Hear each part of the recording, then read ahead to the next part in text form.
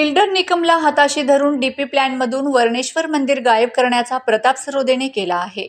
सरोदे आणि निकमने मिळून या वर्णेश्वर परिसरात लेआउट टाकला आहे। यामुळे पेलाडच्या तरुणांनी आक्रोश केला असून नगरपालिकेवर मोर्चा काढला आहे, तर वर्णेश्वर मंदिराचे विश्वस्त सुभाष चौधरींनी तक्रार केली आहे।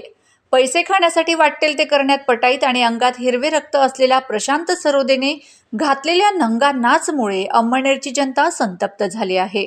सरोदेमुळे काही बिल्डरांनी अंमळनेर शहरात बेकायदा बांधकामाची मालिकाच लावली आहे। काही बिल्डरमध्ये छुपी भागीदारी केलेला प्रशांत सरोदे सर्व नियम कायदे डाव लाले एका राजकीय पुढाऱ्याचा वरद हस्त असलेल्या सरोदे नगरपालिकेला पूर्ण ओरबाडले आहे। डीपीचा नकाशा तात्काळ दुरुस्त करावा आणि निकम बिल्डरचा लेआउट रद्द करावा अशी मागणी होत आहे।